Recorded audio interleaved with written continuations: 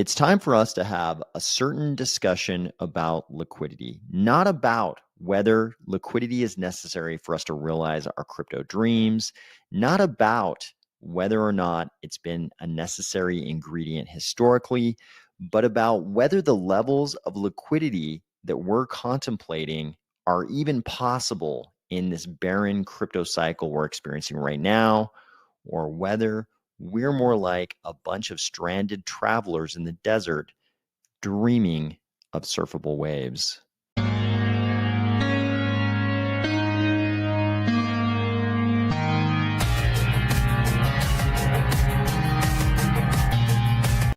If you don't care what the wave is made of, as long as it takes us back to all-time highs, or if you're finding value in these videos, please consider delegating to the Army of Spies DRep address and the Army of Spies stake pool, ticker AOS.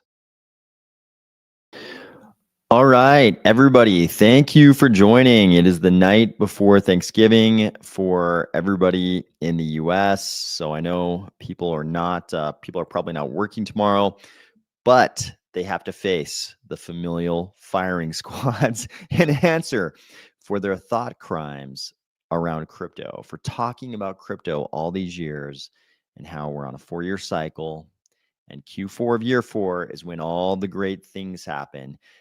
The family members will be looking around the driveway like, where's the moon Lambo? What about the Gulfstream? What about the Gulfstream that's supposed to be in the hangar at the airport? You know, where are the bags of cash? Everybody's got to face the firing squads tomorrow. So I thought we should talk about a very important topic. Maybe it's the only important topic. Okay, maybe not the only one, but it's an important topic. Let's see who's here. Hilldog, thank you for joining. Yep, tonight we're gonna have the discussion before the firing squads tomorrow. Neo Chat is here and not asleep. Excellent. Yep, thanks for saying that, Hilldog. Fly Over Me says, I have liquidity. Yeah, people are agreeing with Fly Over Me. Ada Eclipse, happy Thanksgiving. Happy Thanksgiving to everybody. Bindocam says, time to dive in. Let's go. Yeah, Charles has been giving us he's been very, very, very candid lately, for sure. James, okay, or just, I know there was somebody trying to message me and I thought I sent a message back, but feel free to just put if you're willing to, feel free to put your X handle in the chat here without the @ symbol. I'm not sure if it'll filter it if you put the @ symbol, but try to put it in the chat and I'll try to see if I can find you after the video and just send you a message. I did that to try to reach out to somebody who wanted to talk to me on X. I'm not sure who it was, and I'm not sure I heard back, but Mission Zambia, good morning. Thank you for that. I appreciate it. Hola, Rulo. Thanks for joining. Bindocam says, nope, the fiat mine never ends. That's true. It's hard to predict. People definitely have various schedules. So some people cannot be off tomorrow. But okay, so we need to talk about this whole liquidity thing because people are going to have some questions to answer tomorrow. People are going to have to answer for their thought crimes. all the discussions they've had for the last 4 years about crypto and Cardano, we're all going to be accused of a lot of thought crimes tomorrow, I think, around the Thanksgiving table. Jose Cano, thank you for joining. Good evening. I think we're all going to have a lot to answer for tomorrow, but we need to talk about the defense's argument in front of the family court before we're ordered before the family firing squad. We need to talk about the argument the defense is going to put up. And in order to do that, I think we need to talk in a little more detail about liquidity, and we need to talk about some of the things that people are talking about in crypto right now around liquidity. I think this is a little bit of that meme, right? That meme where they show like the kind of the babbling idiot on one side of the bell curve, and then they show like the Jedi Knight on one side of the bell curve, and then the babbling idiot is like right in the middle, and then on the other side of the bell curve, it's like the Jedi Knight again, implying that the very basic understanding is the same as the very advanced understanding, and it's just the mid curving it that produces the babbling idiocy. So I think there's a little bit of that when we talk about liquidity in crypto. Bindocam says, I'm chasing deep value. Yeah, exactly. This is basically the meme. Okay. Okay, let me write down. I'm going to write down your handle right here so I don't forget. Okay. Okay, I will message you right after the stream. My pleasure. Thank you for being here. It's my pleasure. Okay. So let's get to let's get to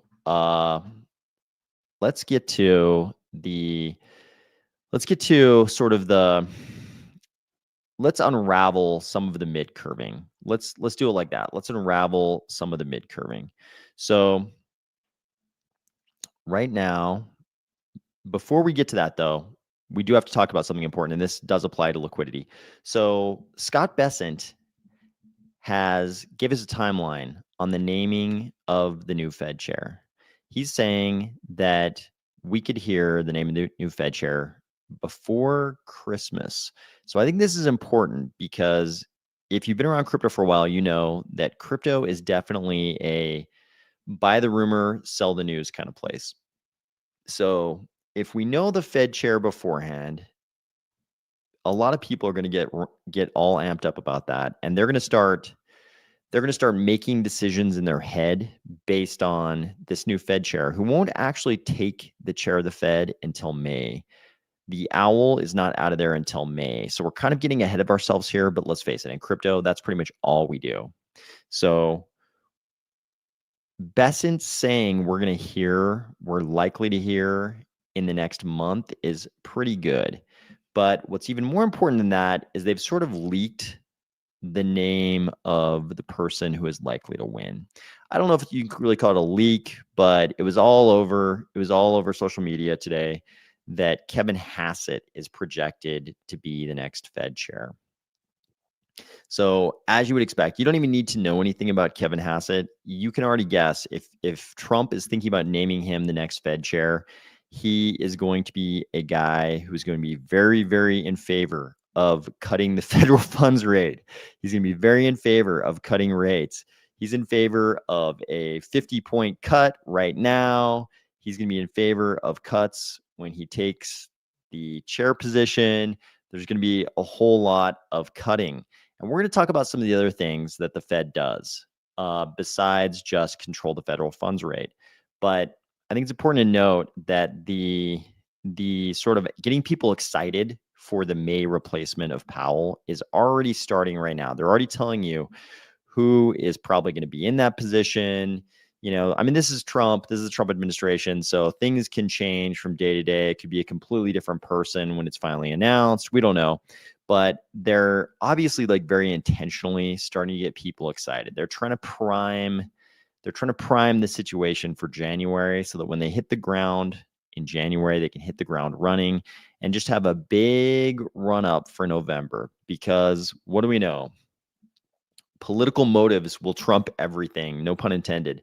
And they've got to do their best in the midterms. And if history is any judge, this administration is very likely to look to juicing the economy as hard as it possibly can, right?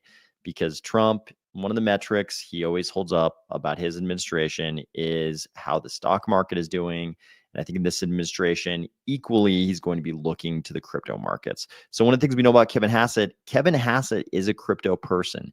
Kevin Hassett had to disclose, I believe he had over $1 million in Coinbase stock. He used to be an advisor to Coinbase. He was on the White House digital assets, council committee, subgroup, whatever they called it, working group. He's one of the administration's crypto guys, and he's obviously deeply involved with Coinbase. So this is a crypto person. This is going to be the first time ever we've had a legit crypto person as chair of the Fed, which is wild because in a lot of ways, crypto was created to replace the monetary manipulation that the Fed has always been accused of. And now we've got a crypto person who is going to be chair of that very entity. So we're kind of living in this bizarre world where, Satoshi set out to replace things like the Federal Reserve, with a monetary supply that can't be manipulated. And here we are, we're about to have a crypto person running that entity and, having a huge influence on the very manipulation we set out to replace. But we all already know this is a bizarre timeline we're living on. Here we are, unless you've got some portal or Stargate or time machine, whatever it is, to escape this timeline, we're all stuck here together. Here we are. So we've got possibly Kevin Hassett coming up. Maybe he gets announced next month. If so, there's going to be a lot of people acting on that, and this will be very priced in by the time the actual replacement happens in May. So we've got that to look forward to. This is the Trump administration doing everything they can to prepare to hit the ground running in January and just juice the economy as much as they possibly can in between January and November. So now let's get to the topic at hand. Let's talk about liquidity. Mission Zambia says, I don't have liquidity problems, good kidneys. Okay, good call. This is important. Lone Eagle, thank you for joining. Hello. So let's talk about a measure of liquidity that does not involve kidneys. So you've seen a lot of people in crypto, just especially over the last couple of days, I think everybody's kind of homing in on the fact that next year is a big piece of the discussion in crypto is going to be around liquidity. It'll be like, oh, liquidity is increasing. We've talked for a long time on this channel about how quantitative tightening is ending on December 1st. We're creeping up day by day to that deadline when quantitative tightening is over as a thing we talk about, and you know what comes next. But what people have been talking about over the last couple of days, people have been talking about a certain metric of liquidity. And we'll talk about why it's important, but also you don't want to mid-curve it on this, right? So here we go. Fed net liquidity. You've heard a lot of people throwing this around in crypto over the last couple of days. So this is the part you don't really need to know. You don't really need to mid-curve this thing, because at the end of the day, your conclusion is going to be the same if you don't mid-curve it. So this is what FedNet liquidity looks like, right? You've seen this kind of measure of liquidity before because you recognize this giant wall we climbed as a response to COVID.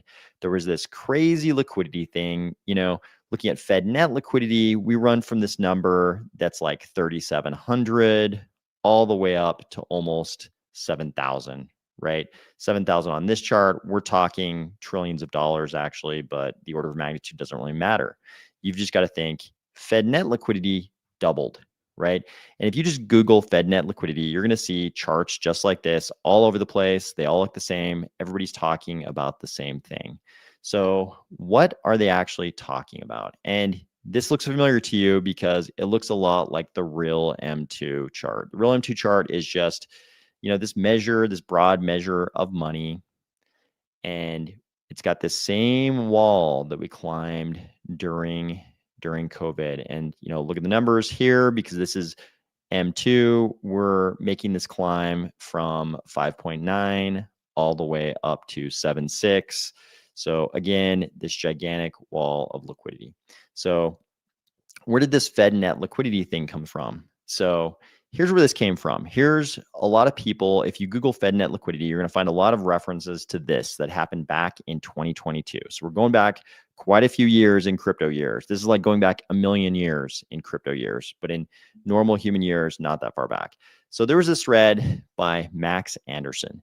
So Max Anderson said some pretty prescient things. He said, the Fed's balance sheet size and the federal funds rate used to matter a lot. They were the central driver of markets for a long time, but the world changed in 2020. What happened in 2020? That giant wall of liquidity we just talked about. We just looked at it, in fact. You see, in mid-2020, the Fed threw a party, the most grand fiesta of all time. It printed around $4.5 trillion, an unprecedented, world-shattering golden shower of money, and it roughly doubled the size of its balance sheet, but you're probably already aware of this. What's different this time around is what happened with that money. Not to be one-upped, the US Treasury set down its margarita and beer bonged a fifth of financial tequila to the face, provisioning itself with $1.8 trillion, 4.5x what it had ever done before. So he's talking about two different things here, right? Just so you understand why you don't need to mid-curve this. You need to understand how people are mid-curving it. So we've got the Fed balance sheet, right? Then we've got the TGA, the Treasury General Account. And so what he's saying is the Fed balance sheet did its crazy increase in liquidity, but that wasn't enough because we shut down the whole world. So the US Treasury, the Treasury General Account, also did something it had never done before. And it gave itself $1.8 trillion. And this is why we generically refer to this as just printing money. Powell even said it in an interview. In an interview, somebody asked him the right question. Hey, and this was, at the time this was happening, I believe, if I remember correctly. Where's this money coming from? And Powell gave him the real answer, which I respect. He said, hey, we're just changing a number in a ledger. We're just changing a number basically in a spreadsheet. That's how we print the money, right? This is what they're doing. So this is a very good euphemism. They provisioned themselves with $1.8 trillion, 4.5 times what they had ever done before. As it deployed that 1.8 trillion, something remarkable happened. The fire hose of money coming out of the Treasury was so big, it became the sole driver of markets. Liquidity took over as the only thing that mattered. Eventually, things got out of hand. The flood of liquidity drove the cost of living for Americans 33% higher in under 2 years. It was a runaway train wreck with no signs of slowing down. This was bad. The Fed and the Treasury knew they needed to call the cops on their own party, but they wanted to do it mostly in secret. So they kept us focused on the old metrics. Federal funds rate. This is the rate that the Fed cuts. When you hear about Fed cuts, this is what they're talking about. And so they kept us focused on the federal funds rate and the size of the Fed's balance sheet. It's like, don't worry about the Treasury General Account. Just look at the Fed balance sheet. Don't worry about this graph right here. Don't worry about this one. Just worry about the Fed balance sheet. The same thing you've always worried about. Remember, we said it did a 2x, went from like 3.5 to 7. So back down here, after they knew they had to call the cops, Treasury issued fewer short-dated T-bills. This created a shortage in low-duration paper that financial institutions need to be able to provide liquidity to the economy. So simultaneously, the Fed raised a award rate on the reverse repo facility, the next best low-duration risk alternative. The result, over $2 trillion of liquidity got sucked into reverse repo and became unavailable to circulate in the economy. So you get what's happening here. He said they needed to call the cops in their own party, but they wanted to do it in secret. So what did they use? The reverse repo facility. They caused money to be sucked into the reverse repo facility. So what does all this mean, and why does it matter, and how does it help you predict the future? It all comes down to something called net liquidity. Here's how he lays out the definition for net liquidity that all these guys are using who are referencing it over the last few days in crypto. Net liquidity is the amount of money actually available to circulate in the economy. It's circulated as the Fed balance sheet minus how much of that has been sucked into the Treasury, the TGA, the Treasury General Account, minus how much has been sucked into the reverse repo. He just showed you how they cooled things off by causing money to get sucked into the reverse repo facility. So he's saying, really, when we talk about it, this part up here, the Fed balance sheet used to be the only game in town. But now we need to look at how much money is in the TGA and how much money is in the reverse repo. And he's saying, hey, let's call this metric net liquidity. So if we look at this, it makes sense. You don't need to worry about this little algorithm he's using, this little formula he's using. You don't need to worry about it. You can just think about it like this. We've got the Fed balance sheet, right? And when the Fed balance sheet is going up, this is the Fed pushing money into the system, It's taking in securities and pushing cash into the system. So you remember this This was the response to COVID. And right up here, September 2021, this is when Cardano went to all-time highs. The rest of crypto kind of went to all-time highs like late November, early December right here. So this creates liquidity. This going up, this is the Fed pushing money into the ecosystem. Look, they went from 3.8 down here all the way up eventually to 8.9, right? And what's happened since then? What we call quantitative tightening. It just got worse and worse and worse. We went from that 8.9 number all the way down here to 6.5. And that's where we've been. This is what's ending on December 1st. So this is the opposite of good times. This is us just getting spanked repeatedly by the Fed. Quantitative tightening, not helping us, hurting us, chilling the economy. They have two jobs: maximize employment and keep inflation as close as they can to 2%. So why are they doing this? Why are they just pummeling us over and over again since 2022? Inflation. Because they did this crazy thing, which was by definition, you know, when we look at M2 over the same period, it's by definition inflation. They did this crazy thing, big inflation concerns. So they've fought inflation ever since then. And by fighting inflation, they basically fought crypto. So what was the next part of that little formula? The next part was two things: the TGA and the reverse repo facility. So here's a reverse repo facility. You can read about all about the mechanics of this, what this is, but this is basically just counterparties parking money at the Fed, right? They're parking money at the Fed, and in exchange, they get some securities. So this is money coming into the Fed, right? This is the opposite of the Fed balance sheet increasing. So when this is going up, it's sucking liquidity out of the system. That's why Max Anderson is subtracting it for his calculation of net liquidity. This is sucking liquidity out of the system. So what's been happening ever since 2022, right? So we said, you know, they'll often like do these little things that the public doesn't notice because the public only pays attention to the Fed funds rate and kind of to the Fed balance sheet, because those are the only things that mattered in the past. And you can see why we only paid attention to those things in the past, because in the past, it never really mattered. Like the reverse repo facility didn't really matter, right? Back in these days, it was like, look at these spikes, very, very small. And then all of a sudden, it's like we hit this thing where all of a sudden it goes up to here. So they did, here's where they were calling the cops in Max Anderson's nomenclature. And while they were doing the quantitative tightening over the last several years, what were they doing? The opposite, right? This is money going back into the system, right? And we're going from this number up here, which is like 2 trillion at the peak. What was it? 2.5 all the way down to here to nothing, right? We're down here to nothing. So the overnight reverse repo facility is at 0. So we don't have to worry about it right now because it's at 0. It's at 0.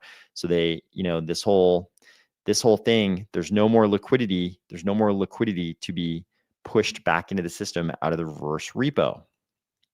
So the final thing he includes in his formula is the TGA, Treasury General Account. You know what this is. This is the checking account of the federal government. They pay for everything out of this. And what we see is that it's gone, you know, up and down. And you can kind of correlate this to various things happening with risk assets like crypto. And right now, what is it? It's high.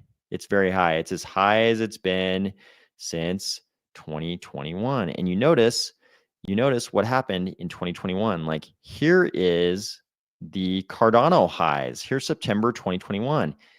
It's low. Why? Because when this is high, it means there's a bunch of cash in the TGA that could be in the system. So that's the opposite of when cash is going into this thing, it's sucking cash out of the system, which is why he subtracts it in his net liquidity calculation. And when it's going down, cash is going out of the TGA into the system. It's increasing liquidity, which is why which makes sense when you think about us seeing highs in Cardano, the rest of crypto down here. Now we're clear up here. So let's talk about what this means going forward and why you don't need to mid-curve this.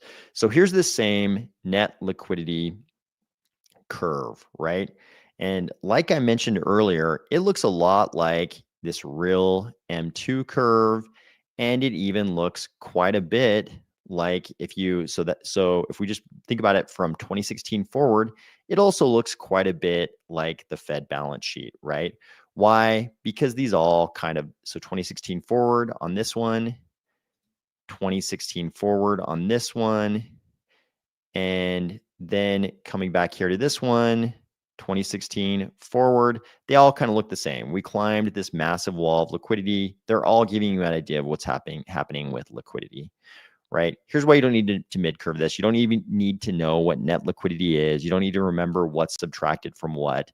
You just need to know that liquidity has an impact on crypto. And when we add ADA in here, you can see it. Look at this. We're not doing Fibonacci's here. I'm not going to draw any triangles on this chart.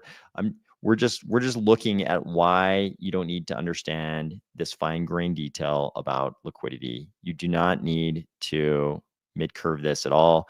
You just need to know that liquidity is really good for, generally really good for risk assets. You can see as we climb this wall of liquidity, what happened with Cardano, right? We got here to September 2021. We hit all-time highs.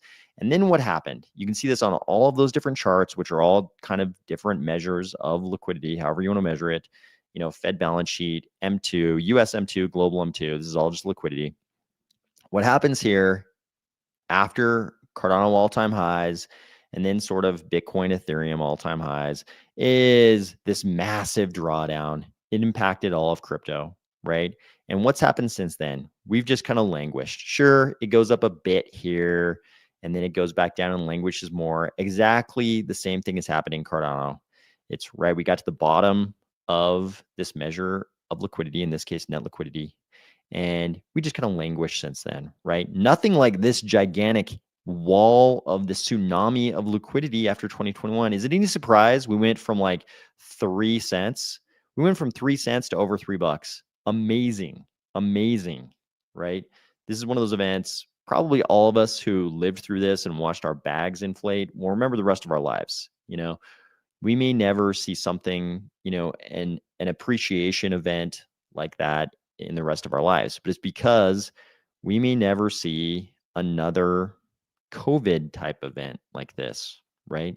So the question you start asking yourself though is, okay, if it required this crazy COVID event, we shut down the whole world, and to save ourselves, we had to inject this gigantic tsunami of liquidity into the system, and that's what actually brought Cardano from, you know, 3 cents all the way up here to over $3.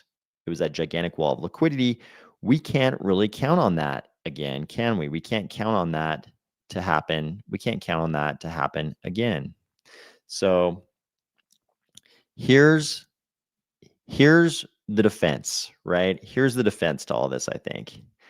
If we look back here, right? If we look back here at another measure of liquidity, you could use any measure of liquidity you want. If you want to use net liquidity, you can use either any of these types of charts. You just Google net liquidity, you can see any of this.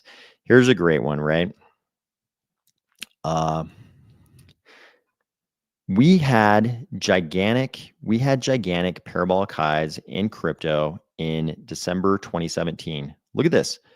Liquidity was a little higher here than it was here later, but it wasn't this kind of gigantic wall of liquidity.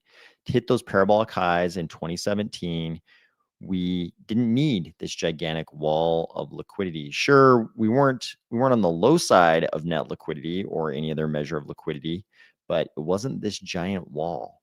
And we had a great year 4 of the 4-year cycle, right? Which is pretty much just the liquidity cycle.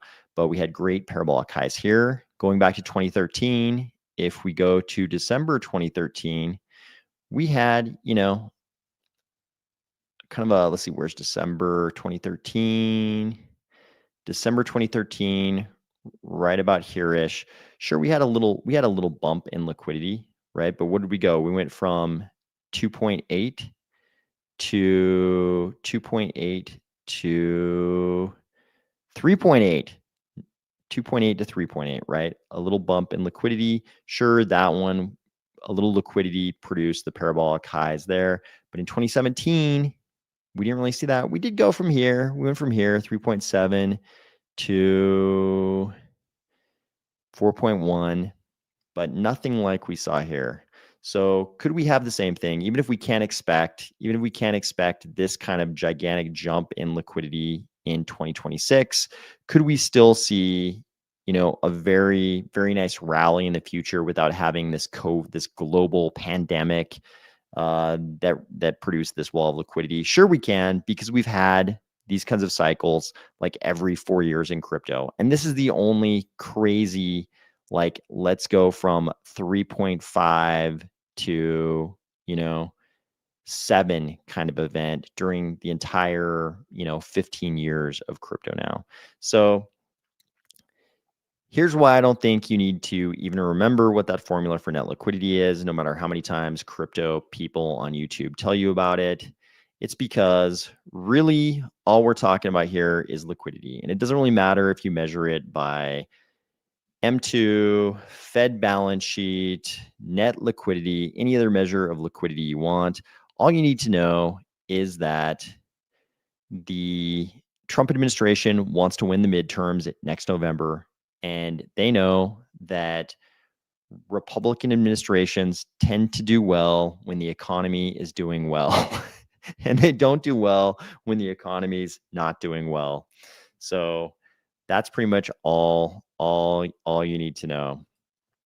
And the leaking of Hassett's name, Hassett becoming, we already knew that Hassett was one of the contenders, but him being named as the front runner and Bessent saying that we might hear the actual name of the nominee next month in December. That's not the only thing. That's not the only way they're priming the economy for next year. That's not the only way they're going to try to juice the economy. So already we're seeing headlines like this today. JP Morgan expects the Federal Reserve to cut interest rates in December. So of course, we go over here to CME FedWatch, and CME FedWatch has flipped, right? You remember we had like a 98% chance. We had a 98% chance of a Fed cut of 25 basis points in December, the December 10th FOMC meeting. And then Powell threw a little shade on that in the October meeting. No, it was at the end of the Philadelphia speech, one of his speeches. It was the October meeting. In the October meeting, I believe, he threw a bunch of shade on that, and the chances dropped to like 40%. Now, chances, according to CME FedWatch, of us getting the cut in December are about 85%. If we go to Polymarket, same thing. They're reading at like 83%. So we're back to a very, very good chance of a cut in December. And we know Trump is going to do all of the stuff, all the liquidity stuff he can. He doesn't have full control of the Fed right now, but it kind of doesn't really matter because QT is ending in just a few days. In less than a week, QT is going to be over. So you don't have to worry about any more QT hurting liquidity. The repo facility is already at zero, so that's not going to really have any effect. So you're just left with the TGA, right? And the TGA has just been rebuilding. It's been in this rebuilding phase ever since the summer. It's just been climbing. The Trump administration does have control of the Treasury. They do have control of the Treasury. So if you're Scott Bessent, what do you think the chances are you're going to be able to get Trump to not spend this $1 trillion sitting in the TGA? We already know they want to spend it because he's been talking about, giving every American under a certain income level $2,000, putting a bunch of money into accounts for babies born over the next 3 years and then just directly investing that money into the markets. This is all going to be liquidity, leaving these accounts like the TGA and going into the market. That's that's a great excuse to deplete the TGA, to take this $1 trillion and force it back into the market. Trump doesn't really have good control over the Fed necessarily right now, but in May, he's definitely going to get his new chair. And Powell has got a few more years left where he would no longer be the chair, but he would be a governor on the Fed board. He might retire. He may decide he doesn't want to be a regular governor after being the chair for this long. He might retire. Then Trump would get to name somebody to replace Powell. So after May, Trump is going to have a much better grasp on the Fed. And for sure, that's going to result in much higher chances of the Fed doing things to increase liquidity in between May and November. But also, he does have full control over the Treasury, and the Treasury's got $1 trillion sitting right here it can spend. So these are all things that can happen in 2026, where this curve right here, I think it is likely not to look the same at the end of 2026, or at least by the November midterms, as it does right now.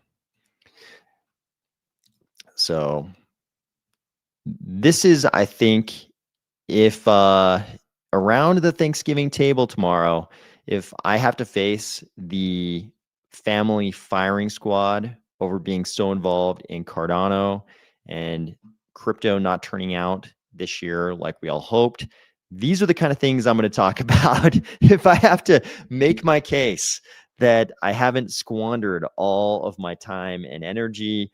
I'm going to try to be honest with everybody and tell them, hey, crypto is a risk asset, and it is among risk assets. It's difficult to say that any are more subject to the impacts of liquidity. And here's the liquidity situation. We just didn't get the liquidity in 2025. Here's a narrative around why we might get it in 2026. But as always, nobody really knows. This whole crypto thing is wild. We don't know what's going to happen. So let's see. Okay, what are people saying here? Okay. Let's see. I had to scroll back quite a bit. Pucky Hawk is here. Welcome. Thank you for joining. D Not You. Thanks for being here. Appreciate it. Cardano Universe is here. Thanks for joining. Slackline is here. Flying Hambone says few things make him angry more than young people having 6+% interest rates with homes, even if you have an 800+ credit score. Yeah, we'll talk. We'll talk a little bit about real estate prices in just a second. Severed Tom Cardiac says, cheers AOS. Hope you have a great Turkey Day. You too. Hope you have a great one. Streetwise is here.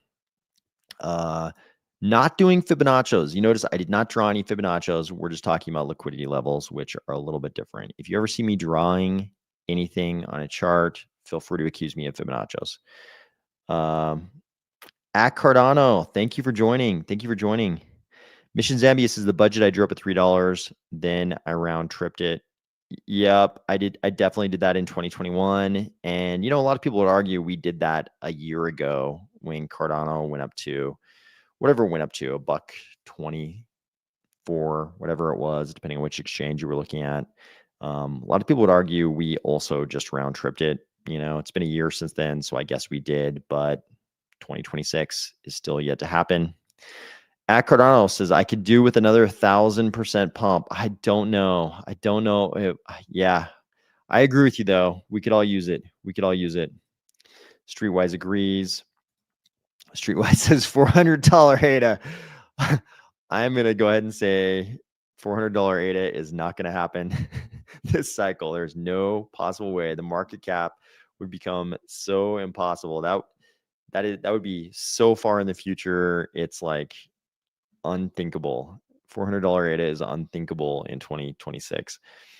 Mallow, thank you for joining. If the so-called AI bubble pops, what do you think the effect will be on crypto? So that's part of why you only hear you hear more crypto people talking about Max Anderson's net liquidity metric than equities people right now, because of the AI bubble. Has When Max Anderson made that post back in 2022, he was basically predicting that you could predict 90% of the markets based on Fed net liquidity. But the AI bubble has deviated from Fed net liquidity just because liquidity didn't matter. People saw the potential for AI as soon as they realized what, as soon as they realized what ChatGPT could do. People understood what AI was going to do, and the liquidity situation didn't matter because they saw it as the biggest investment opportunity of their lives. I mean, everybody knows the narrative, but that definitely changed. That definitely changed things. ARK Invest had likely been right. We have been in a rolling recession, and it may get worse, hence depression. I hope not. I'm not going to say that to anybody tomorrow at dinner.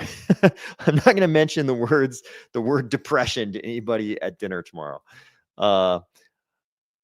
Let's see. Flying Hamon says, I think everything crashed, including homes, but crypto will diverge and pump when everything else is down. This is where people across all of the economy get mad at specific crypto.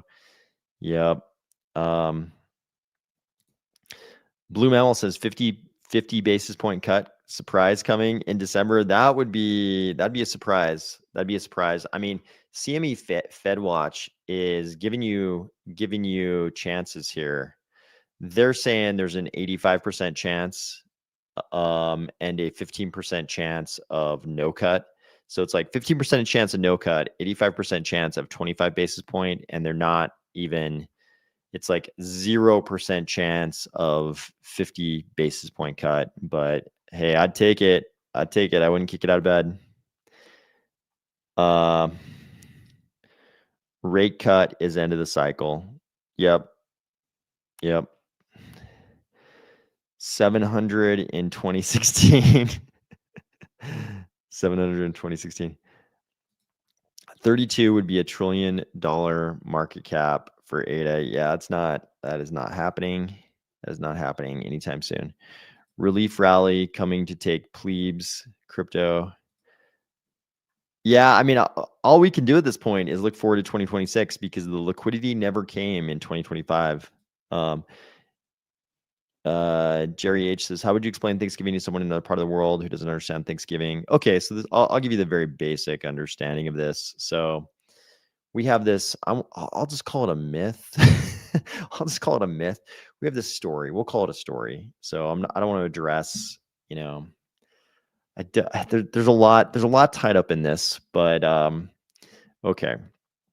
So imagine some of the early settlers. These were pilgrims. These pilgrims come to Massachusetts. So they come to go watch a Red Sox game. And they run out of food. So they're about to starve to death. And then according to this story, we'll just say it's a story. I don't want to get into the actual historicity of this, but let's just say the indigenous people brought them some food and they were very thankful. So we end up eating to celebrate this story. We end up I'm not vouching for the historical accuracy of it. Obviously that's what I'm getting at. I'm not vouching for the historical accuracy of this, but or what happened afterwards or how they were repaid for their generosity. But to celebrate this, everybody eats food that is, not exactly accurate, but reminiscent of what might have been eaten at that meal. So there's like turkey, which is like, a native animal, that is back in those days, theoretically might have been difficult to kill, even though they're pretty difficult to kill these days. We eat the turkey. There are like cranberries. Some people eat corn, which would be appropriate, but not everybody loves corn. So there's a bunch of stuff like that, a bunch of foods that are reminiscent of this event. That's how we celebrate this event. But there's a lot of different viewpoints tied up in, you know, that event and what happened to each people on each side of that. So anyways, that's how that goes. I could give you either the very traditional version of that I was taught as a kid, or you know, there will be people there. I try to make it. I try to make this podcast friendly for a wide spectrum of people. With so a lot of people would object if I told the traditional version of this story, and you know, I wasn't there, so I won't pretend like I know. I could tell you an accurate version of what actually happened. Orion's Belt says, hello, AOS. I love ADA, but still glad I loaded up on precious metals in 2020. Yeah. 2025 was not a great year for ADA. I'll admit it. How many people are lifting weights instead of drinking while watching these streams? So probably quite. I'd guess a few people. I guess a few people are lifting right now. Yep, that was kind of the I didn't really give the PC version of Thanksgiving. The PC version of Thanksgiving would have talked about, you know, I guess maybe no, actually I'll just say it. The PC version of Thanksgiving probably would have involved, you know, a lot of guilt, you know, about, you know, what happened to one side of that, you know. So, but that's not the kind of stream we're on right now. So, um okay, but yeah, that's the story. You can definitely you can get a very different version of that. You can get a very different version of that story depending on which side of the political spectrum basically people are on. But that's yeah, there was definitely I think the parts that most people wouldn't object to is that the pilgrims were starving and the indigenous people, you know, may or may not have brought them food, and they would have been very thankful. You know, if those things occurred, they would have been very thankful. So that's probably the part that people wouldn't object to. Okay. I can't even says naming my now laptop Sunlight because midnight killed. Oh, my new laptop Sunlight because midnight killed my older laptop. I think I'm feeling some effects in my laptop from the scavenger mine as well. I think I've had some slowdowns since then, so I may have killed my laptop too, actually. When will Night be on a Cardano exchange? So the Night token is launching on December 8th. December 8th is the launch of the Night token. So that's when we'll see it on, I'm sure, centralized exchanges. And the second it's basically in the wild, the second anybody has it, it'll be on Cardano exchanges. If those people, if anybody decides to send it, you know, to put it on a Cardano exchange, which is something that can happen very organically. So Uncle Thanos says we're going back to 20-cent ADA next cycle. Laugh out loud, DCA. Morganica says, I'm in the gym on a treadmill. We'll be lifting shortly. There you go. There you go. Blue Mammal is already having dinner. Morganica says it's midday in Southeast Asia. So yeah, I'm guessing for you, it's probably, what is it, like almost, is it 11 or 12 a.m.? It's like 11 a.m. or noonish, maybe it's where you're at. Almost 11 or almost noon. Do not use says, I usually am cooking or having dinner or walking the wolves after dinner while listening in the backyard. Background, I pop here and there to comment. Yeah, I definitely played Oregon Trail. There's a lot of dying of dysentery, those kind of things. I definitely played that as a kid in elementary school quite a bit. Flying Hamilton says, my PC freezes every so often since the scavenger mine. I'm just worried the FBI is trying to hack me. Same, mine freezes too. You'll see it freeze. It actually freezes on these streams all the time now.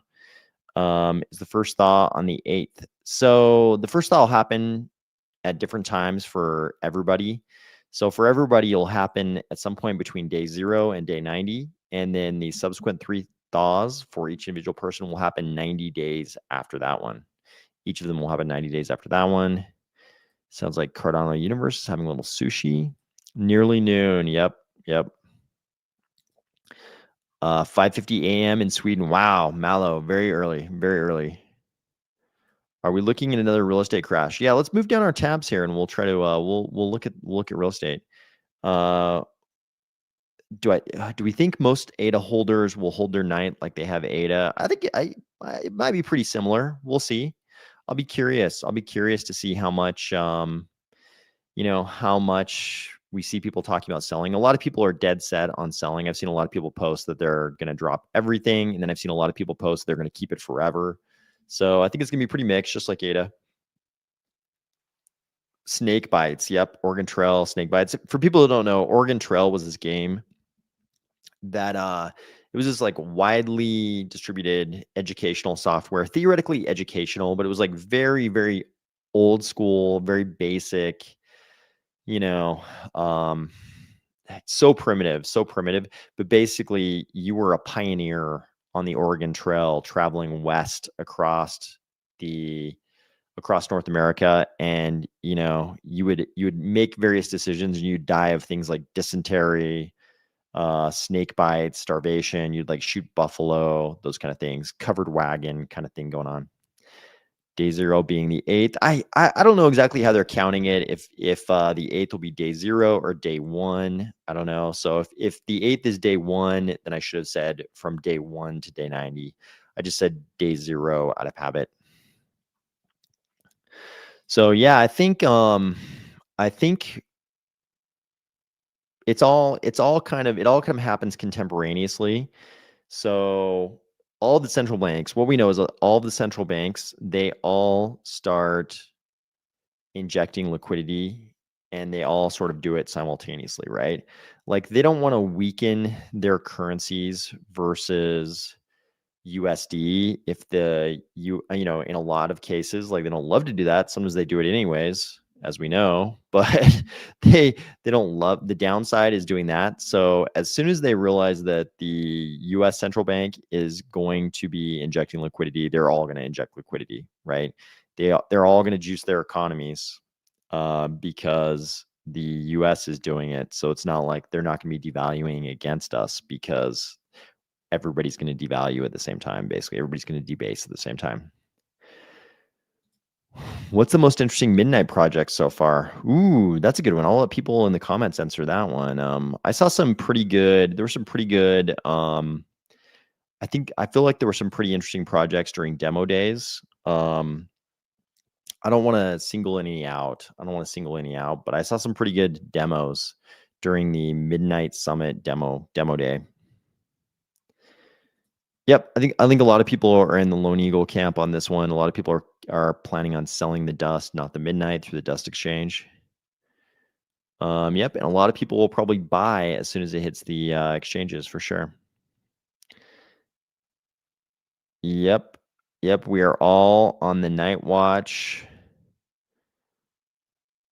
So what type of stimulus injection are you talking about? Which one? Because I think they're going to do a bunch of as soon as January hits. I think we're going to see a lot of different types of injections of liquidity out of this current administration because they want to win those midterms.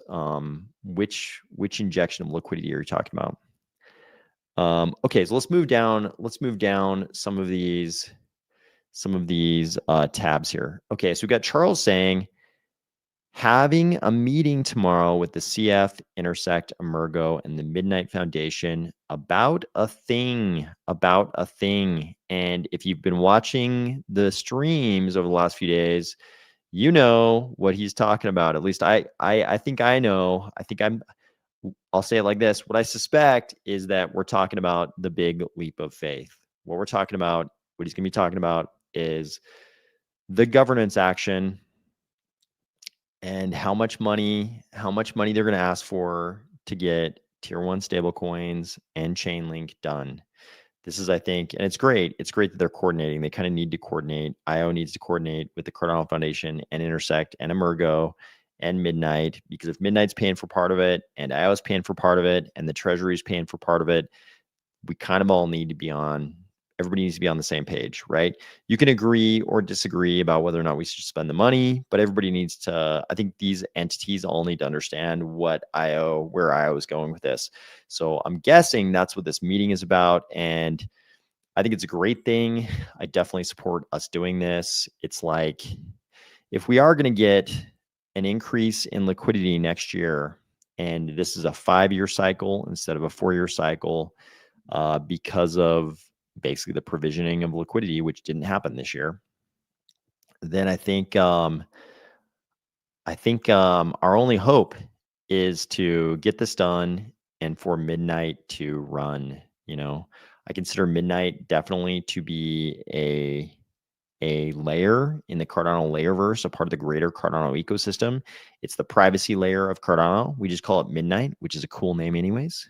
So I'm like, let's get this done. And Charles already said that every integration for Midnight is also an integration for Cardano. So let's do this. Let's get those tier 1 stable coins. Let's get Chainlink as the universal oracle, right? Let's still support our native stable coins like USDM. Let's do all of it so there's no excuses. I like the way Charles put it. He's like, once we do this, it'll take, what did he say, 6 to 9 months. We'll get these integrations done, and then that conversation will be over.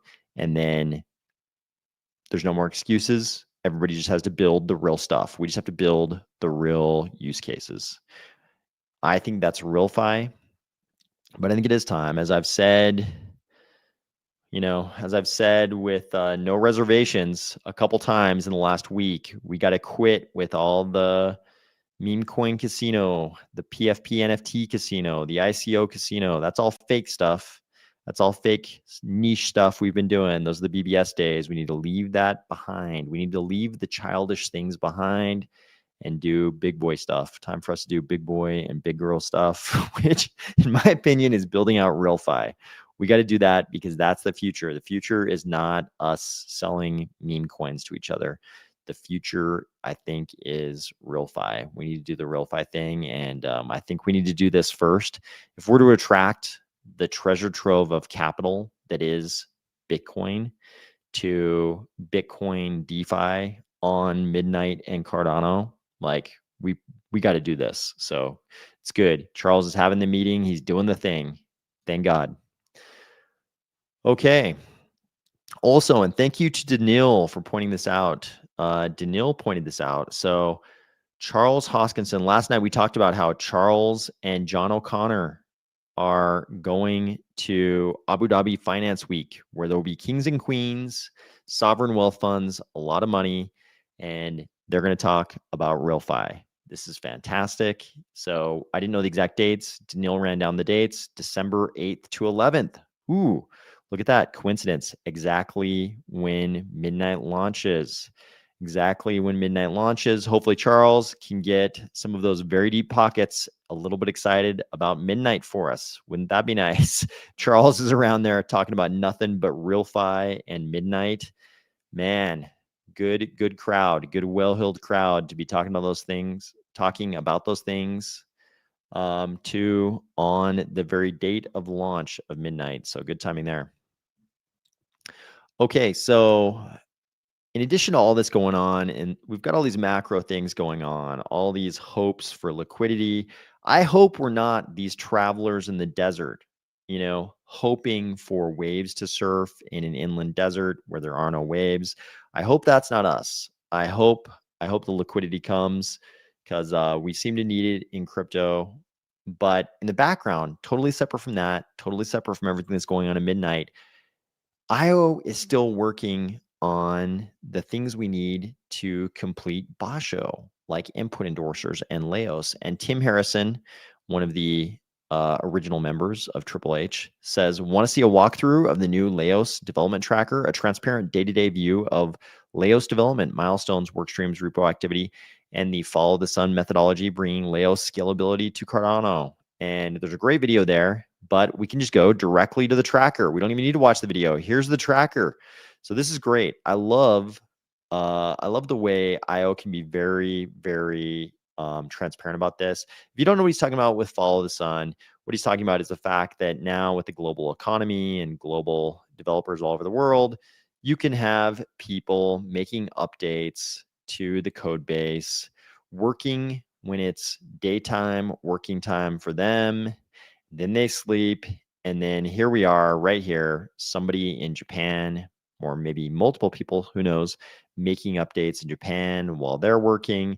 And then this person goes to sleep and the Western Hemisphere wakes back up and they're working. So kind of cool. You can see 30 updates from Colorado, 6 updates from Michigan.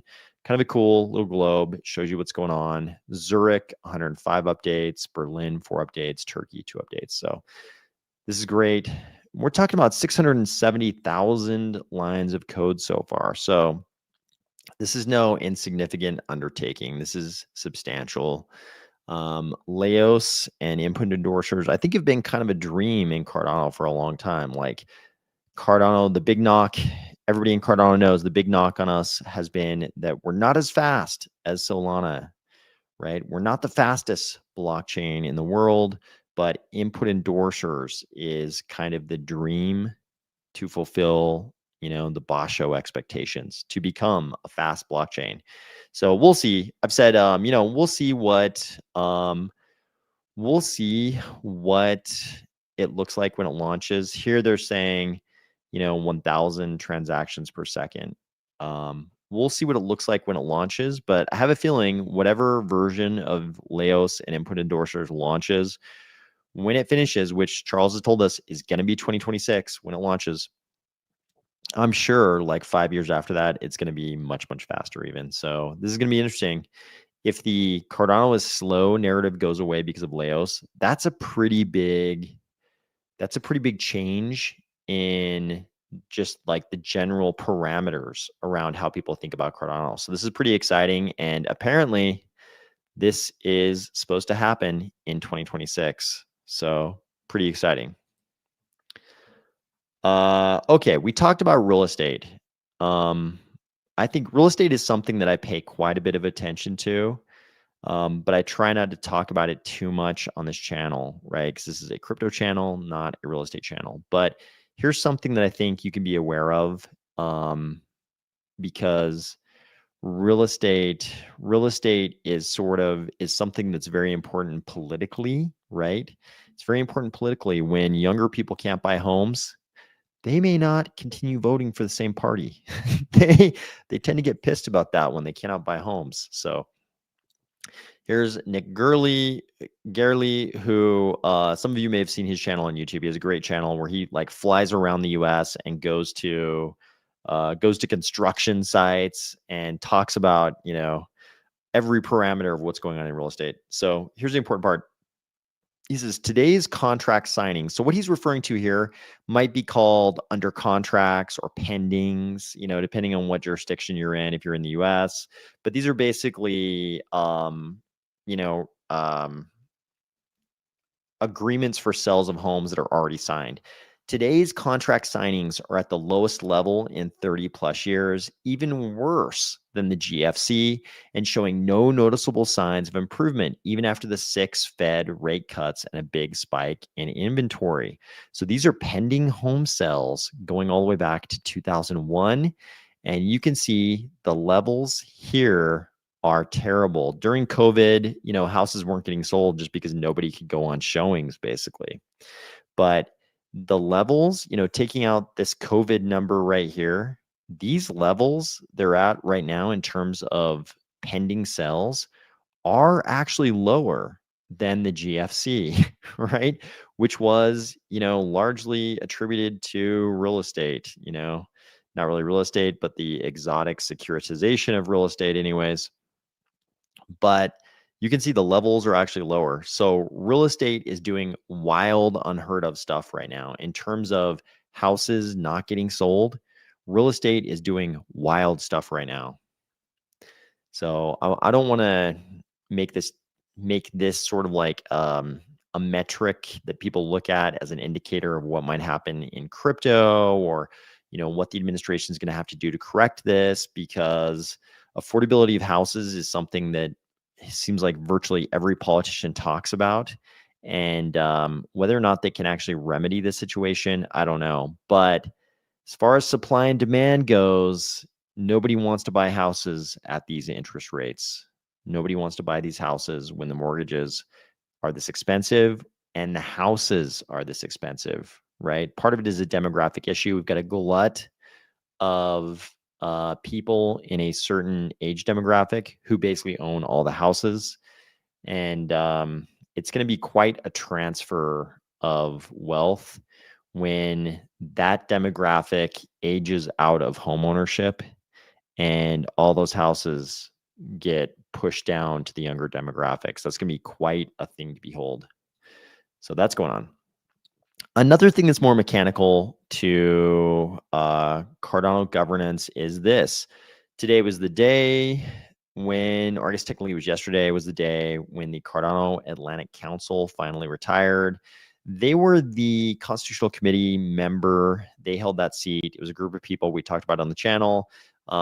When the governance action for the Constitutional Committee members to get paid was not approved, they said, hey, this was kind of a condition of us doing this. You know, we're not going to volunteer our time, given that governance action wasn't approved. So they were out. Fair enough. You know, they said that before they became Constitutional Committee members, and they just stuck to their word. So they're out. It's looking like there are a few, there are candidates emerging to fill that seat. One of them is this group calling themselves Cardano Curia. And this is composed of Sheldon Hunt, Mladen Lamisevich, Chris Kowalski, Ian McCullough, and James. This is Blockjock, James Meitinger. So that's going on. We'll have a change in one seat in the Constitutional Committee, but that's the big thing going on in governance right now. So Mission Zambia, back to a few comments here. Mission Zambia says, I'm looking to loan out the dust generating capacity and earn extra rewards for our delegators. Okay. D9U says, it sure would be nice if the house market dropped while crypto pumped. A great opportunity to take profits. It could be, one can dream. This is something I've been talking about for 4 years. It'd be like unbelievable for crypto people who are in the market for a house if, you know, somehow prices dropped significantly and crypto pumped. You know, unfortunately, the liquidity thing, it tends to push up all the prices, but the real estate thing really is getting pretty dire in the US. The real estate thing is pretty crazy in the US. So, I mean, it's so wild. It's so upside down in terms of, you know, lack of people willing to step up and buy those houses that, you know, almost anything could happen at this point because it's such a weird situation. Turbo Dump says, I met the guy that designed the part when tools break from Oregon Trail. Oh, that'd be interesting. That would be very nostalgic to meet anybody who's involved in that game. That game was played by so many people because it was in so many elementary schools. Cardano Universe says, stimulus by Japan and US at the same time. Yes, Japan loves Cardano on midnight. Yep, very nice. Japan are definitely our friends. Tax refunds in February. Yeah, I mean, we've got people are going to have to pay quarterlies on January 15th. That kind of hurts us. Historically, you know, red envelope season in Asia would kind of hurt us too.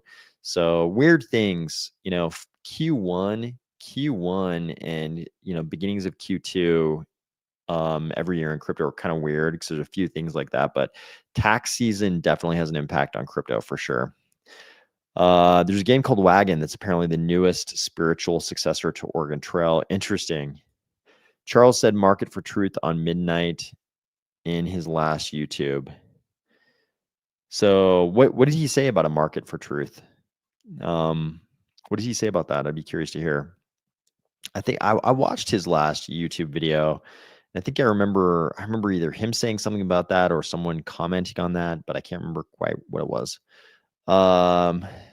James Syracuse says, I think commercial property may drop while crypto pumps. Be sweet to convert a commercial building into a bunch of rental units, storage units, or housing apartments. Yeah, I see that happening in my neck of the woods. That's happening pretty significantly in my neck of the woods, mainly turning into apartments. So, yeah.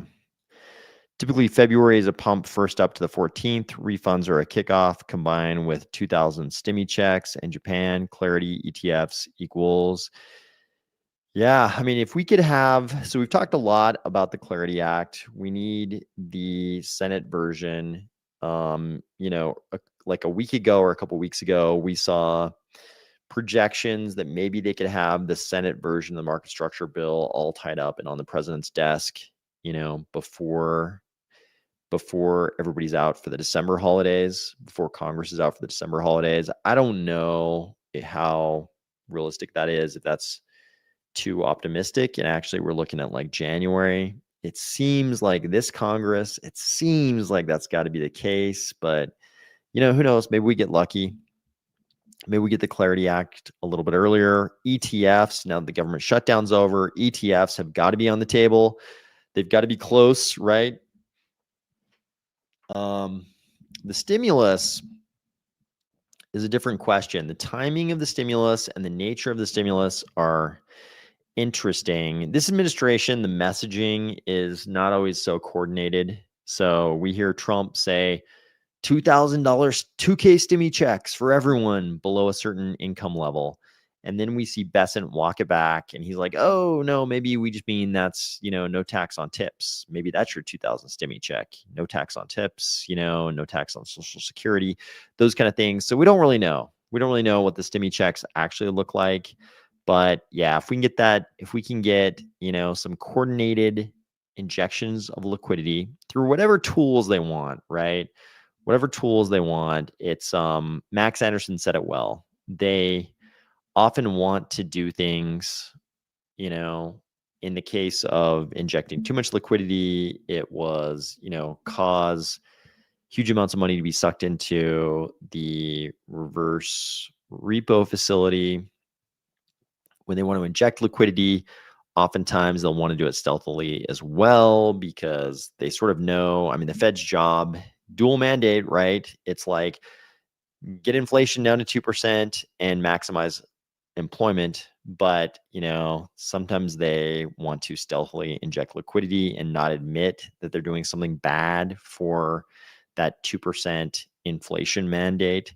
So, they've got many tools and they keep sort of inventing new tools, right? Like he pointed out, it used to just be the federal funds rate and the Fed balance sheet, Federal Reserve balance sheet. And then, post 2020, things change and all of a sudden the TGA is involved and who knows, they might invent brand new tools, but we don't need to mid curve it. We can just say liquidity goes up, tends to be positive for crypto. And so we can hope, even if we're walking through this desert of a crypto cycle, we can hope that we crest over a sand dune and there's the world's biggest wave pool. Just liquidity pump after liquidity pump. Hopefully that happens to us. We'll see. D9U says, let's hope. Wall Street loves tax refund season. Yep. Just remember last week of December is end of year sell off for Wall Street and corporations. Yep. Tax loss harvesting, all those things going on. Yep. Yeah. I wish I could just talk normally the way I normally talk. Some people would be mad. I've had episodes where I've had like not safe for work episodes, which I think is a ridiculous label to have to put on it. But people, some people have, like I've said recently, some people got mad at me one time when I did that because they like were taking the carpool of kids to the elementary school or whatever. But I wish I could talk normally because the way I talk normally is very different than the way I'm talking right now. Is taxes in the US that kill us? I bought my house 10 years ago, have a good interest rate, but taxes and insurance go up every year. Principal is down, but the rest goes up. Yeah. Taxes. I think all humans, death and taxes, man, they suck. Taxes suck. I agree. People suddenly realize they have overpaid for their house. I would be pissed too. Yeah. Speculating on the real estate market is it's as unpredictable a beast as crypto, right? It's like, man, 10 years ago when I guess it was 12 years ago when we first started seeing signs of life in the real estate market after the GFC, that 2013 season.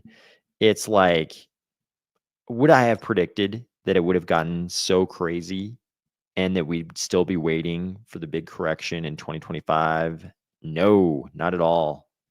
So it's crazy. As unpredictable as crypto is, real estate is like equally so in certain markets. There's more reasonable markets in the US.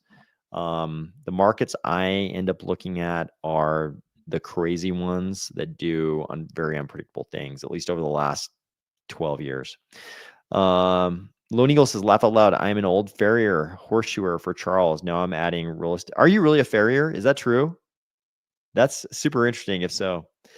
Now I'm adding real estate agent in Colorado. Yeah, Colorado definitely has a wild, has a wild, kind of a wild real estate market. But are you really a farrier? That's super interesting if so.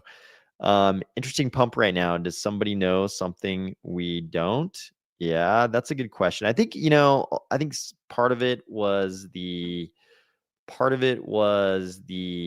leaking of, part of it was Besant saying, hey, we're going to hear about the new Fed chair next month. I think part of it was this, part of it is the skyrocketing chances of the 25 basis point cut. I think it's just like, we've just hit that point. We like kind of hit rock bottom, and then we're starting to get the first hints that the administration is going to push as hard as they can.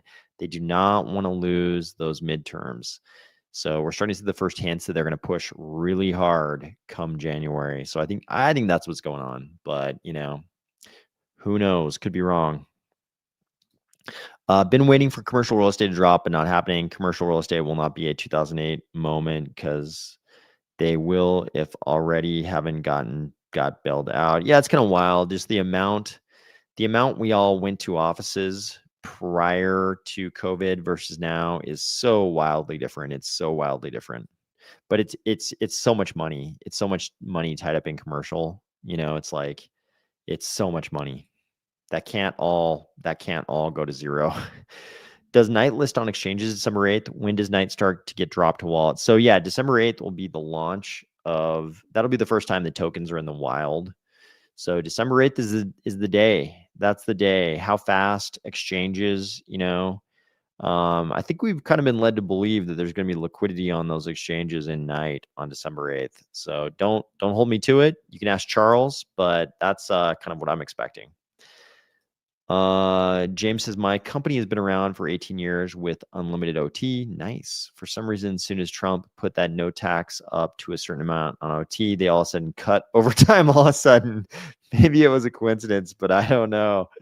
Yeah, the no tax on tips. No tax on tips is quite a, no tax on tips and no tax on OT is that's quite a campaign promise. So we'll see how it actually goes. Don't understand US excitement about stimulus. It's like will not cost you double in the end. Yeah, this is a good point. I mean, it's kind of like I keep saying that even just talking about liquidity and just talking about liquidity, like it hurts me on the inside because crypto is all about Austrian economics and Austrian economics perspective on the world, and cheering for debasement of the currency, which is what these injections of liquidity are, is hurts. It hurts me on the inside because it's the opposite of what crypto was supposed to do. But the central banks of the world are just so dead set on manipulating. It's not even the central banks. It's that politicians around the world have figured out that is a great way to manipulate their constituents. And in the US, in the US, we have this quasi independent, technically they would say independent federal central bank, but in a lot of jurisdictions, the equivalents of the Treasury and the central bank are the same. They're both within control of the governing party. So it's like once the debasement thing became, once the Overton window shifted and it became acceptable, after the GFC and especially after COVID, it's like everybody just decided like we're going to cheat. So it's like everybody's cheating until the wheels come off. And the wheels will come off. The wheels will come off. As we've talked about on this channel, the interest payments on the debt are so unbelievable that they have to keep debasing the currency to roll over the debt. I mean, that's why these liquidity injections really exist. So they have to do it for that underlying mechanical reason, but they also know it's a great way to manipulate constituencies and make them think that the markets are great because people are measuring economic, success of a market by success of an economy by the, basically equities indexes and things like crypto and real estate prices. So it's horrible. Yeah. We should not be excited about injections of liquidity, but here we are. There you go. Who's that directed at, Flying Hamon? Who's that directed at? Appliances repairs. Property tax and insurance kills consumers. True. Are you talking about health insurance? Yeah, I think that's killing a lot of people in the US for sure. Announcement of your market drug dealer is coming soon. I'm sure piqued some interest. Yep. At Cardano says we couldn't afford the farrier's fees anymore, so do barefoot trimming now. We don't do any hard track road riding anyway. So does that mean no horseshoes? Does barefoot trimming really mean you're just trimming the hoofs and no horseshoes being applied? Is that what that means? I wonder if people still try to dump night when the time comes. Yeah, some people will, for sure. Some people will dump each of their 25% tranches the second they get it. Severed Tom Cardiac says, I got an email about no tax on OT for my company. It will be a tax deduction on upcoming return. I think if Scott Bessent had his way, he would call that the $2,000 stimmy check. I think that's not what Trump had in mind when he made that first post about it. But how far he gets walked back is yet to be seen. But I think Scott Bessent, kind of like Mallow was pointing out, just like Mallow was pointing out back above, I think Scott Bessent understands the back end pain caused by that kind of stuff. So we'll see where the compromise ends up.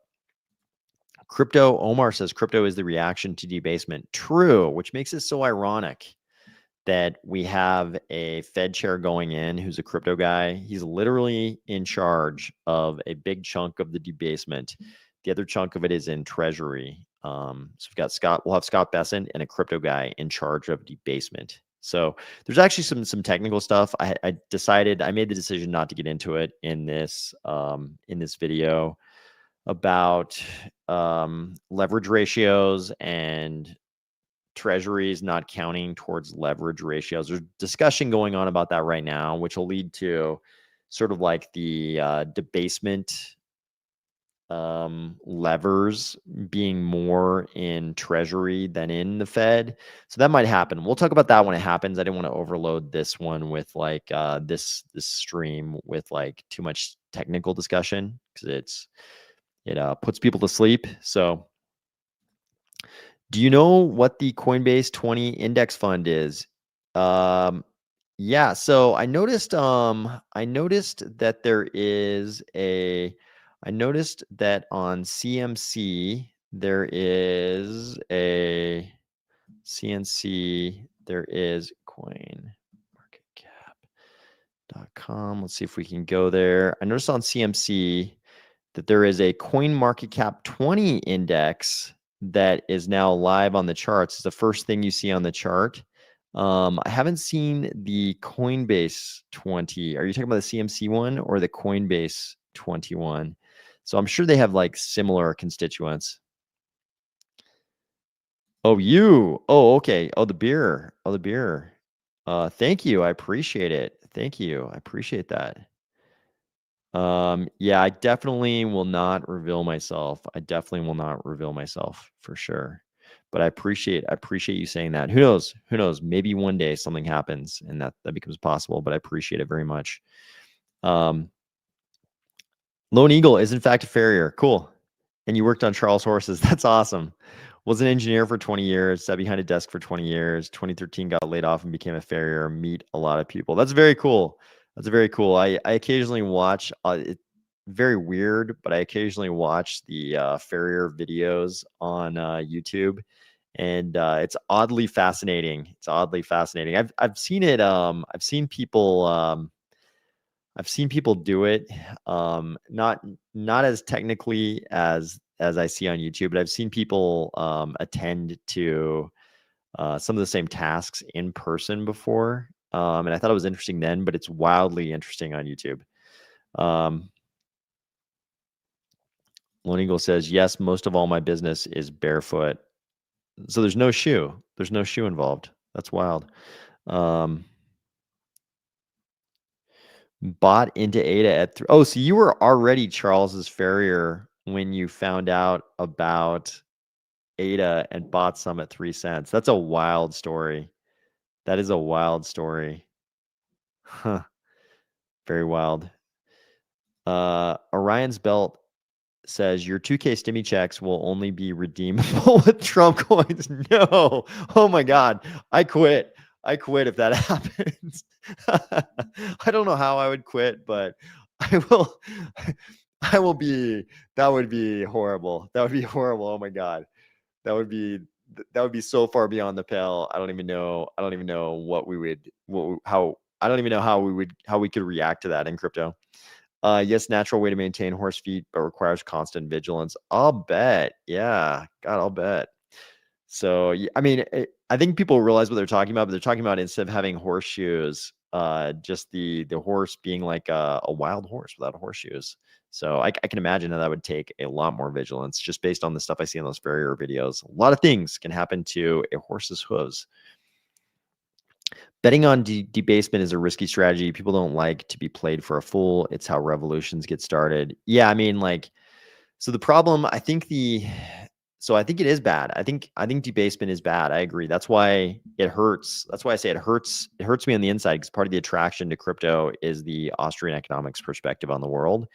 And I think that's what got a lot of people. When a lot of people, read the Satoshi white paper, saw the Genesis block, Chancellor on the brink of bailing out banks. We all understood. If you understood what was happening with debasement after the GFC, if you understood what happened during the GFC, you kind of understood. If you understood math, you understood why this was a bad way to escape the GFC. This is a bad thing to do. At the time, I remember just being like angry that all of us Wall Street, Main Street, and all of us who weren't Wall Street were going to suffer for, Congress deciding to save Wall Street. And obviously, a lot of documentaries have been made about this, about the big meetings where they just went in and scared everybody in government, Congress included, that we were going to go into a Great Depression if we didn't save Wall Street during the GFC.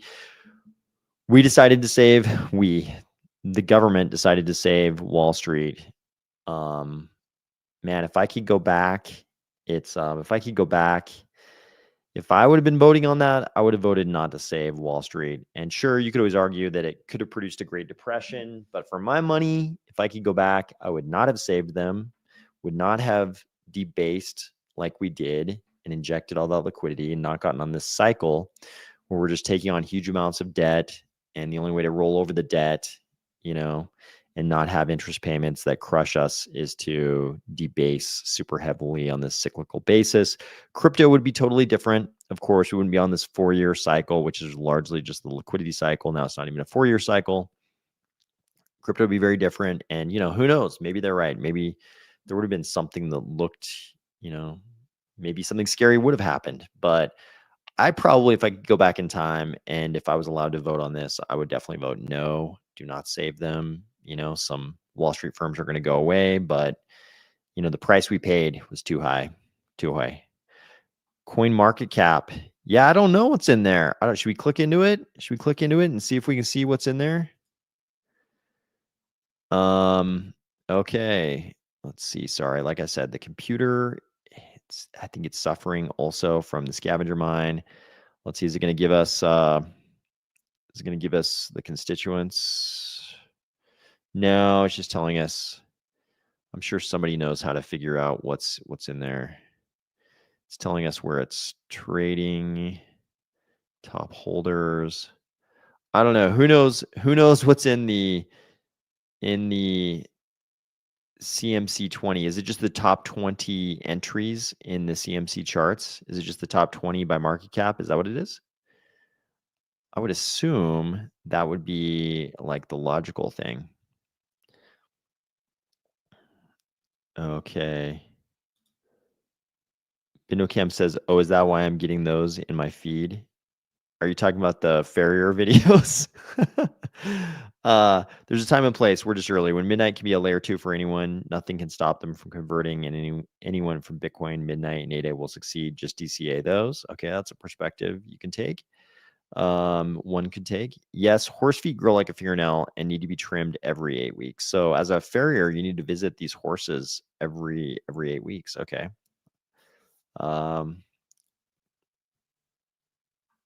Yep, and Charles also has the buffalo. If you're gonna have the cowboys riding fence and doing the things to keep the buffalo in there, you got to have the horses too.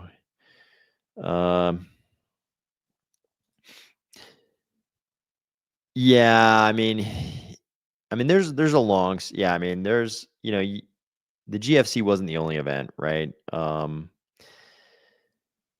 You could say the Crosses of Gold speech was a big event in the history of debasement, and that's eventually going off the gold standard. That's obviously that's like the critical event when we went from a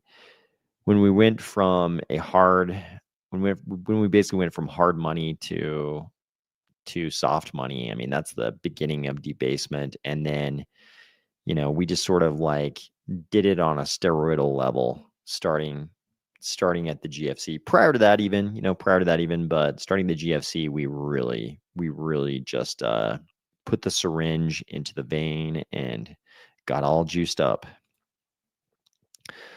Oh, Lone Eagle says, I've talked to Charles twice. I worked with his people at his place, working on his horses. I saw Nike the pig. Okay, cool. Flying Hambone says, word, let Wall Street die, then we replace the felt companies. I wish we would have, honestly. Maybe I'm wrong. Maybe it would have, it would have caused something horrible. But if I could go back in time, I would vote to let them die for sure. I still never tried rattlesnake. Are you talking about eating rattlesnakes? If so, I have eaten it, and it tastes like what you would guess. If you guessed it tastes like blank, the thing you're going to say is probably correct. But actually, I thought it was pretty good. The rattlesnake dishes, I think I've had it twice, and actually, I enjoyed it both times. Twice or once, I'm trying to remember. I definitely had it once. I remember specifically the dish I had it in the first time, but I want to say I've had it twice. Cardano Universe is, I think, top 10, including Cardano in it. Glad to hear Cardano's in it. I love bison. I love to eat bison. The problem for me, because I'm a carnivore, bison is very lean. So I used to love it when I first started eating it. I loved it because it was lean. But now as a carnivore, you really need the fats. If you're a strict carnivore, you need to eat a lot of fat. So it's hard for me to eat buffalo because I kind of like max out on protein and I don't get enough fats if I eat a lot of buffalo. But I enjoy it very, very much. Yeah, buffalo is great. Elk is great. Venison can be good. There's also some venison that's not so great, that I've eaten a lot of. But yeah, bison is definitely great. It's great, great meat. CMC 20 is like the DGI 500 for crypto. They are making a bunch of them, RWAs, yeah, meme coins, etc. Yeah, I think the sort of like the indexing of crypto is sort of fully underway. So yeah, I think that's fully underway. Chicken, yep. The rattlesnake I had tasted very much like chicken, in a good way though, not in a pejorative way at all, but 100% the rattlesnake I had tasted like chicken. I've actually looked into this. The harvesting of bison at Charles's ranch in Wyoming, which is, funnily enough, not the first time I've considered this activity.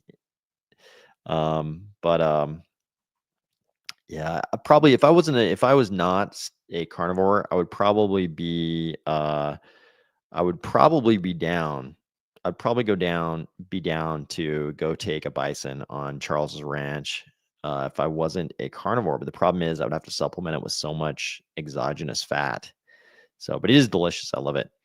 Carnivore says some of the best meat I ever ate is elk summer sausage. Yeah, elk is delicious. Elk is excellent. So agree with that very much. So I hope everybody is looking forward to a great Thanksgiving. I hope you've already preformed your defense when the family prosecutors start prosecuting you for being a crypto person and given the state of the markets. But I hope everybody who's having Thanksgiving tomorrow survives it. I hope everybody else in the rest of the world has a great week. So, because of the holiday tomorrow, I would be in even more trouble with the family prosecutors if I did a video tomorrow. So, there'll be no video tomorrow like normal, but I will see everybody next week. I hope everybody, has a great week and a great holiday if you're celebrating. But I hope everybody has a great one. At Cardano, thanks for joining. Severed Tom Cardiac. Yeah, thanks for joining the stream. Yeah, very much appreciate everybody jumping on the stream. So I hope we kind of finished off the week well, and hopefully great things will happen in between now and the next time we talk. But I hope everybody has a good one, and I'll talk to you soon.